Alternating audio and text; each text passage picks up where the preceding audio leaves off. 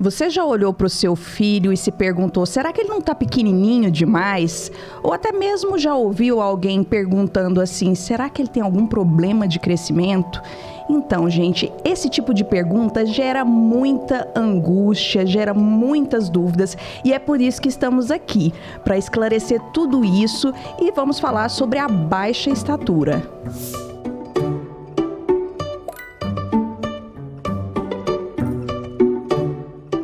Seja bem-vindo, seja bem-vinda ao novo episódio do Pod Pediatras. Para falar sobre esse tema da baixa estatura, nós convidamos a doutora Marília Barbosa, que é endócrino pediatra, e ela vai trazer justamente os esclarecimentos necessários sobre quando tem algo de errado realmente, ou quando é uma variação dentro da normalidade. Doutora Marília, seja bem-vinda, obrigada por aceitar nosso convite, e por favor, se apresente para os nossos ouvintes, conta um pouquinho desse seu relacionamento com a endocrinopediatria. Olá, um prazer estar aqui. Fiquei muito feliz com o convite de vocês. A baixa estatura, o crescimento em si, ele é algo que preocupa muito os pais.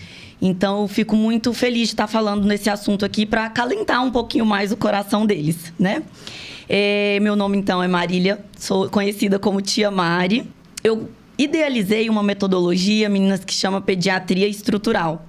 E no consultório eu englobo muito a vida da criança como um todo, não só a parte médica.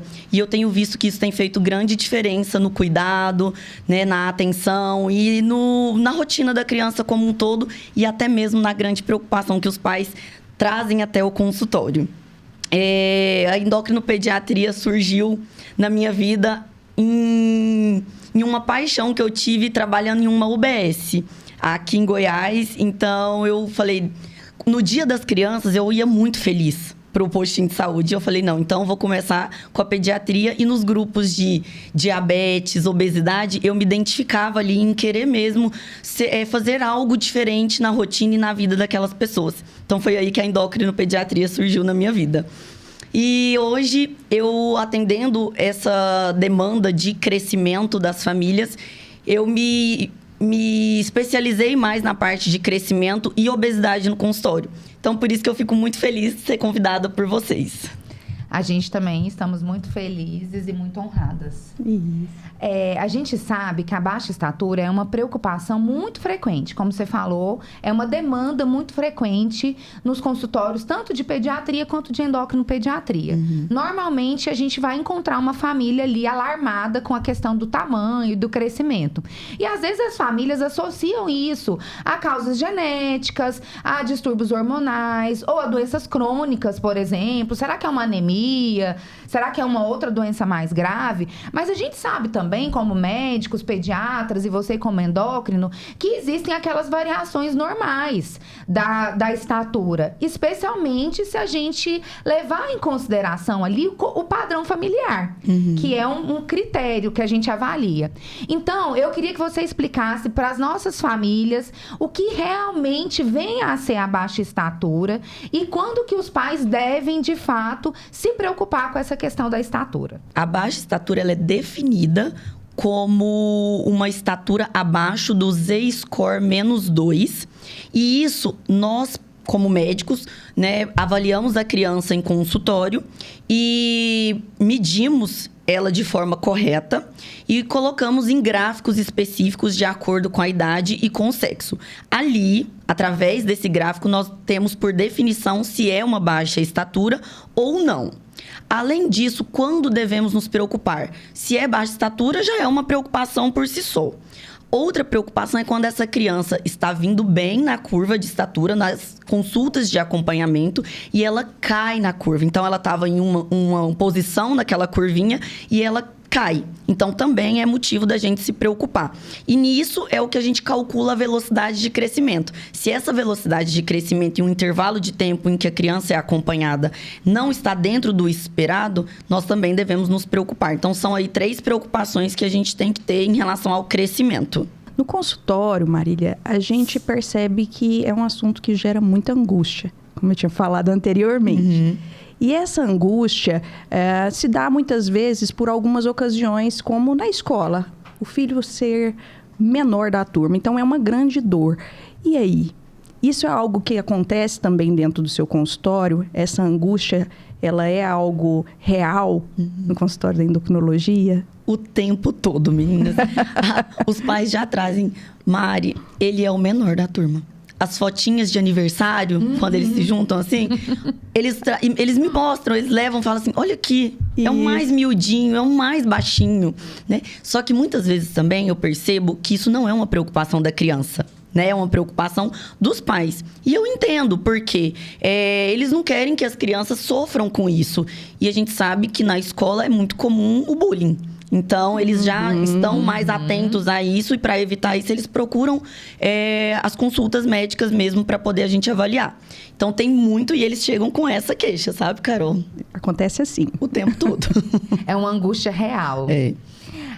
Tem também a questão dos transtornos alimentares. A gente sabe que o transtorno de alimentação, como por exemplo o transtorno de alimentação restritiva e evitativa, que a gente escuta falar muito agora, que é quando a criança tem aquela forma persistente de recusar determinados alimentos. Que isso pode levar realmente a uma estatura final ali menor, ou um atraso, ou um prejuízo nessa estatura. Inclusive, a literatura, tanto a nacional quanto a internacional, traz pra gente que os transtornos alimentares, quando eles começam muito precocemente e se estabelecem ali a um longo período, por longo prazo, eles vão levar a um prejuízo da estatura final dessa criança. Ok, isso é um consenso, nós estamos a par. Mas e quando aquela mãe traz para você o seguinte, doutora Marília, tia Mari, o meu filho come de tudo, ele come bem, e por que ele não cresce? Aí a preocupação é que nós devemos primeiro definir. Tem ou não tem baixa estatura? Onde essa criança está na curva? E aí, então, nós vamos lá atrás, desde a gestação. É onde nós vamos colher toda a história da vida daquela criança. Como foi o peso do nascimento, né? Como que nasceu, teve alguma intercorrência ali, né? No primeiro ano de vida. Como que foi essa curva de estatura nos primeiros anos de vida. Tem uma boa velocidade de crescimento. Quando foi que isso começou a se preocupar? É lá de trás ou não? É agora? Foi agora que percebeu que não está trocando, né, roupinha, calçado, que eles trazem muito também essa preocupação. Então, nós precisamos avaliar tudo isso. E na curva, viu que realmente não tá ali dentro do esperado para a idade, não tá muito abaixo da média de estatura para as crianças, né? Aí nós precisamos iniciar uma investigação mesmo.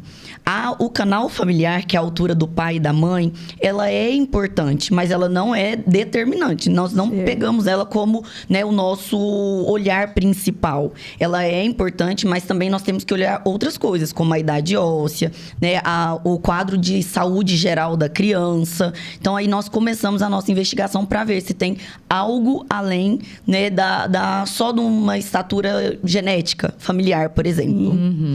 E por falar nesse canal familiar, muitas mães chegam também com a queixa assim, todo mundo na minha família é alto. O pai é alto, o tio é alto, o irmão é alto. Será que ele tem algum problema de crescimento? Porque faz essa comparação baseado no que tem na família.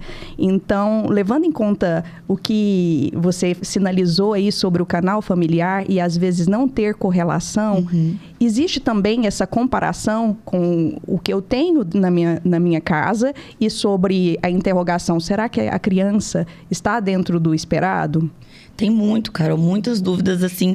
E quando a gente colhe uma boa história, a gente percebe que nessa família teve o que a gente costuma chamar de atraso constitucional do crescimento e da puberdade. Então, foram pessoas, né, que desenvolveram, que a gente chama assim de maturaram mais tarde na vida. Então, entraram em puberdade numa época mais tardia do que é o esperado, do que a gente tem visto agora atualmente. Então, quando a gente colhe uma boa história, a gente percebe. Mas a gente tem que lembrar que esse diagnóstico de um atraso, que é da constituição dele, do ossinho dele, que traz, né, uma idade óssea mais atrasada, porque no crescimento é muito importante a gente associar, analisar a idade que está o ossinho com a idade cronológica, que é a idade em anos que a criança está. Então, esse diagnóstico de atraso constitucional da criança é de exclusão. Então, para a gente falar que é apenas isso e que nós iremos aguardar com tranquilidade, nós precisamos descartar outras causas se essa criança realmente estiver numa curvinha abaixo do esperado. Perfeito. Porque em relação a aguardar, a gente vê também o outro lado. A gente vê o alarme pro pânico muito cedo e às vezes a gente vê também as pessoas falarem assim, ele é pequenininho agora, mas ele ainda vai pegar, vai dar aquele estirão, vai crescer. Ou então assim, na adolescência tudo se resolve, né? A gente sabe que às vezes a gente até pode aguardar o tempo, fazer o trabalho dele em certas questões, mas nem sempre isso é realidade. E o que leva os pais a adotarem essa postura expectante diante do trabalho do tempo e os riscos disso?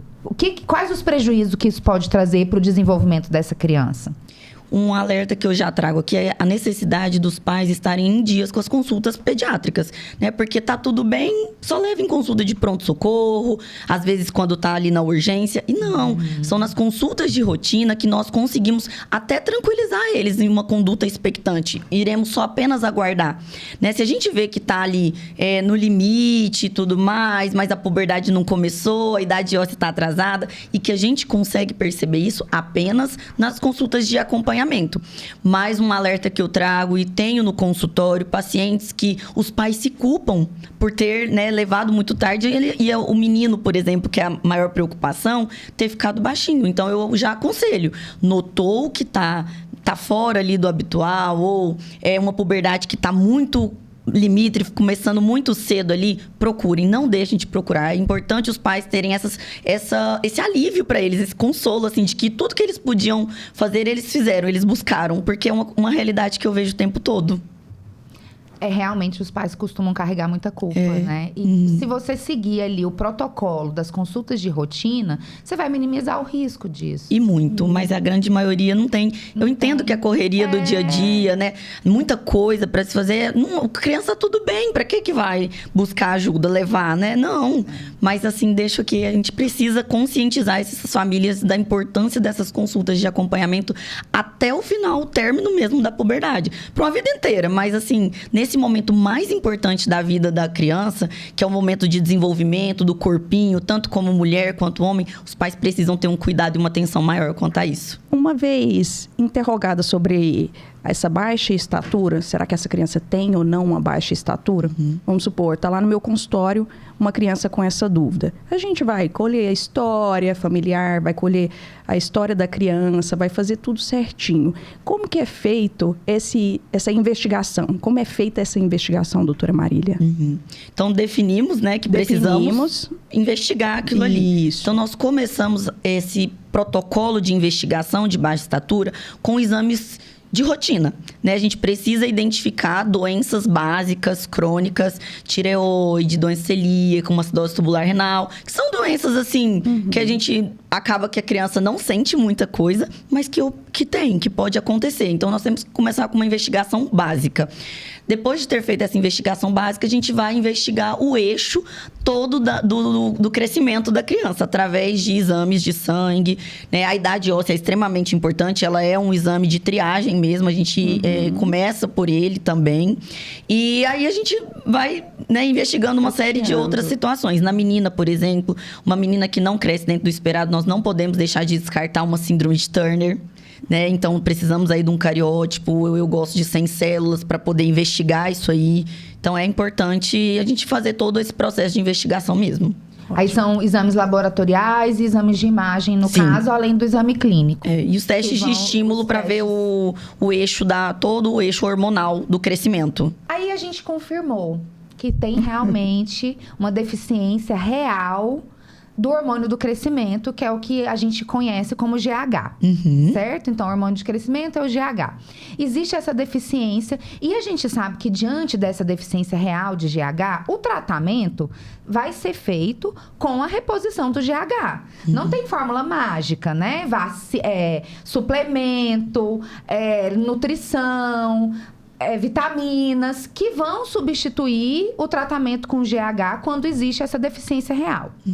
Diante dessa informação, quando o pai pega no colo essa notícia, recebe esse diagnóstico, dá aquela estremecida ali no emocional da família, surgem muitas dúvidas. Por quê? Porque será que é seguro? Será que tem muito efeito colateral? Será que meu filho vai ter que fazer esse tratamento a vida toda? Todo dia vai ter que tomar injeção? Como é que vai ser?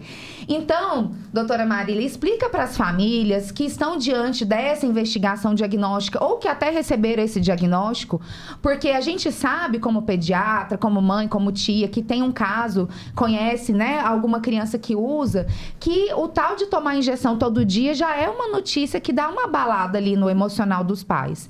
Explica para a família como que funciona esse tratamento, os riscos, o quanto é seguro, o que a gente pode ter de efeito adverso mais importante e como que é feito esse acompanhamento, porque às vezes a criança começa a usar o GH e tem que ter esse critério de acompanhar bem de perto, para ajustar a dose, para ver a curva como que tá ficando, para ver se tá evoluindo com algum efeito adverso, certo? Então explica para as famílias, por favor, como que é o tratamento. O tratamento da deficiência do hormônio do crescimento, como você diz, é através de uma reposição, né, do remédio, do hormônio mesmo.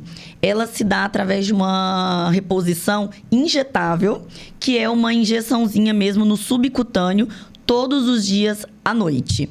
Até então, era isso que tínhamos. Recentemente, chegou no Brasil uma nova medicação que é de uso semanal para ajudar na adesão do tratamento. Até mesmo para facilitar o uso e também para a gente ver uma melhor resposta. Porque a gente sabe que receber uma injeçãozinha todo dia é difícil, né?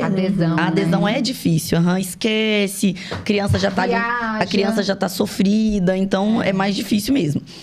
Agora, uma situação que eu tenho percebido é que os pais, muitas vezes, eles acreditam que a suplementação, ela, por medicamento oral mesmo, ela vai trazer resultado. Porque é uma coisa de antigo, do passado. Então, aqui é importante a gente deixar essa alerta que não, o único tratamento que nós temos para deficiência do hormônio do crescimento é essa medicação injetável.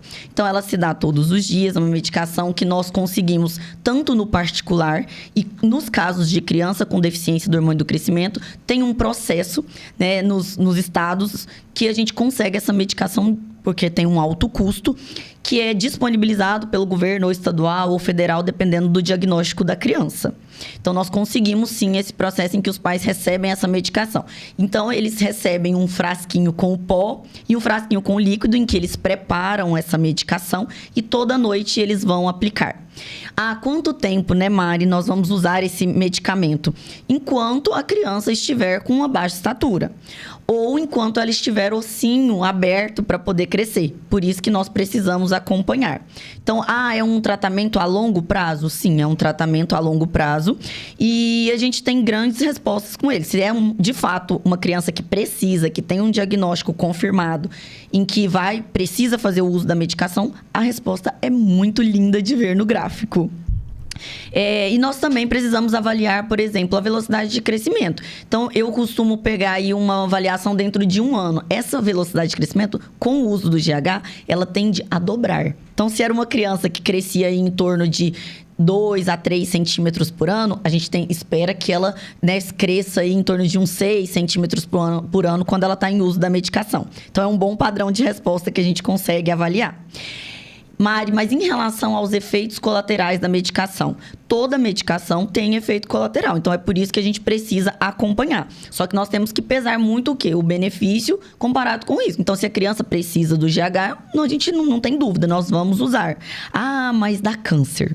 É o principal que eu escuto, verdade, né? Não temos estudo científico comprovado que fala que o GH dá câncer. Tem algumas situações em que nós temos que ter cautelas, né? Pacientes que já foram oncológicos. Então, a gente precisa, né, ter um certo cuidado, um manejo mais especial. Mas ainda assim, não é contraindicação.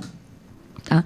Então, além dele, nós precisamos avaliar a glicose, exames da tireoide de rotina. A cada 3, 4 meses aí a gente precisa fazer esse acompanhamento.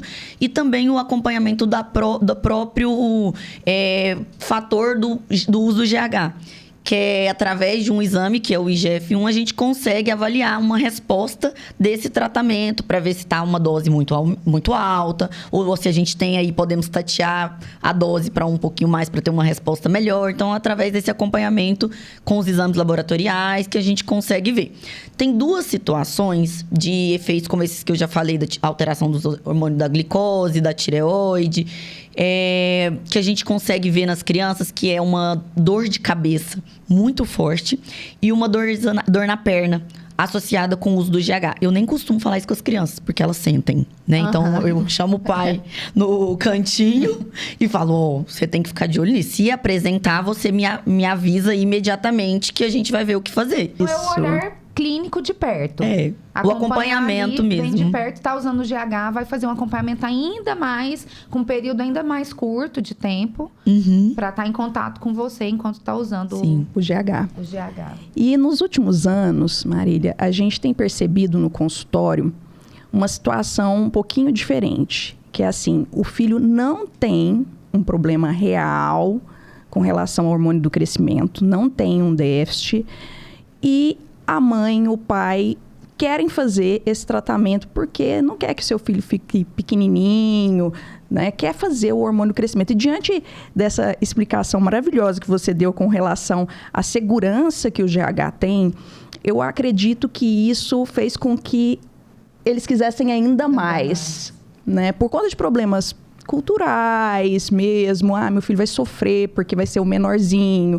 Na vida adulta isso pode impactar bastante. E aí, como o profissional da endocrinologia pediátrica se comporta diante de uma situação dessa?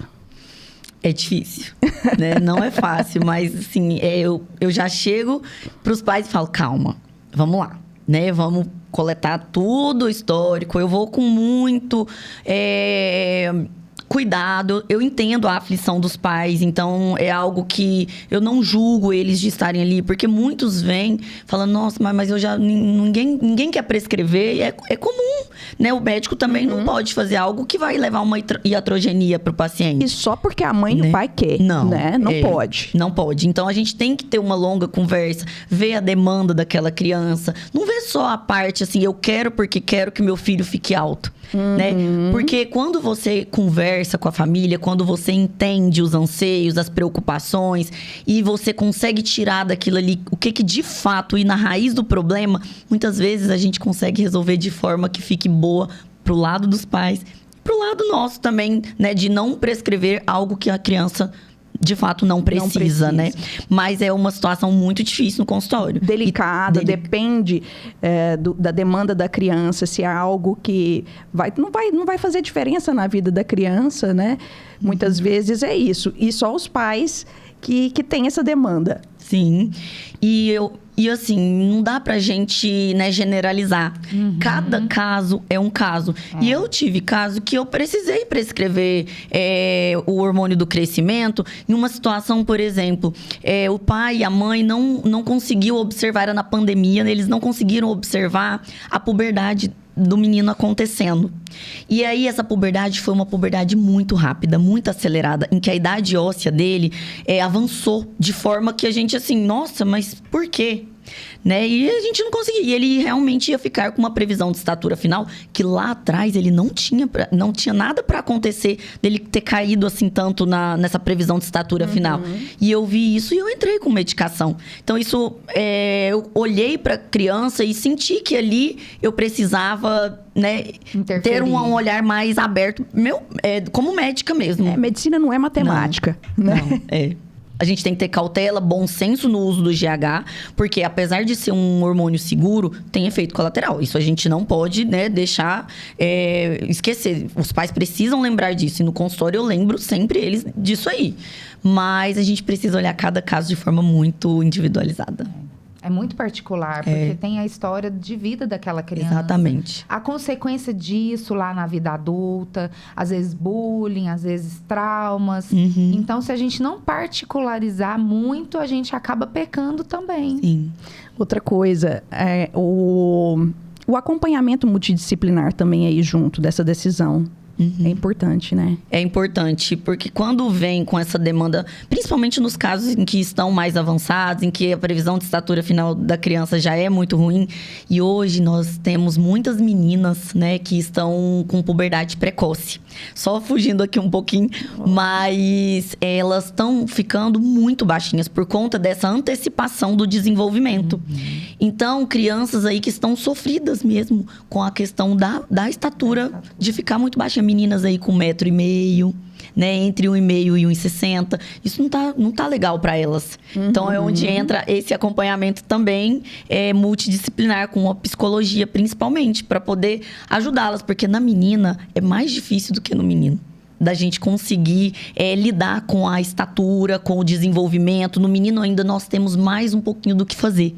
Na menina, não. Então, é onde os pais têm que ficar bem atentos aí, nessa questão puberdade, crescimento. E eu digo, as duas maiores dificuldades para nós da endocrinologia também. Mari, então a gente sabe que a infância é aquele momento ali principal, né, do desenvolvimento, do crescimento, onde a gente vai estar formando toda a estrutura de uma vida adulta. E que poucos temas, acho, geram tanta angústia nos pais quanto o crescimento dos filhos. Por isso, eu queria que você deixasse uma mensagem final, que você deixasse uma observação para os pais, para as mães, o que eles realmente precisam saber sobre o crescimento e precisam estar atentos para poder promover esse crescimento de fato saudável para os seus filhos. O que eles têm que ter destacado assim, para eles estejam em dia com as consultas médicas, porque isso é importante. E mesmo em dia com as consultas médicas, eu falo que a gente tem que ter muito um feeling, sabe? Pai e mãe tem. Então, por isso que quando eles chegam no meu consultório, eu escuto, assim, abertamente, porque eu sei que eles têm. Então, sentiu, assim, que tem algo que tá destoado, assim, do normal, procura. Não espera. Eu sei que a correria do dia a dia, às vezes, impede eles mesmo de se atentar a isso. Não, marca médico para daqui 1 ano, não vai, desmarca, vai no outro. Não. Notou que tem algo, assim, diferente. Criança com estatura diferente dos coleguinhas, né? Viu que a criança não tá dentro do normal. Ela mesmo, como o sono, atividade física, não tem ânimo para nada. É uma criança que tá mais embotada, uma criança que só fica em tela. Tudo isso eu falo que é importante. E isso influencia no crescimento também. Né? Nós temos que lembrar excesso de tela, então é a criança que fica muito parada, não faz esporte. Os pais têm que atentar em relação a isso com o crescimento. Uma criança que se alimenta mal, a obesidade está aí avançando a idade óssea e tendo também comprometimento no desenvolvimento e crescimento da criança. Então, eles também têm que se atentarem a isso. Né? E a puberdade. Eles também, o desenvolvimento do menino e da menina, né? No corpinho mesmo, as características no corpinho que marcam essa puberdade. Então, eu deixaria esses 3 alertas aí para os pais. Eu, como mãe, trago uma questão que você mencionou, mas que é importante lembrar. Gente, criança perde roupa, criança perde sapato e perde muito rápido. Não é normal a criança vestir muito acima, uma criança de 4 anos vestir 8 também é uma coisa para estar sinalizando. Mas se não tá perdendo roupa, se não tá perdendo sapato, também é uma coisa para ficar atento, né, Mari? Sim, isso. Tem que ficar. E aí, notou, já leva. Já leva, não espera. A conversa tá boa demais, não queria cortar não, mas estamos finalizando aqui com a doutora Marília. Obrigada, Marília. Eu que agradeço. Nos dar tanto norte aí, ajudar tanto as famílias com esse tema, que é um tema maravilhoso, que é um tema que angustia, mas que agora esclarecendo bem as famílias sobre essa baixa estatura.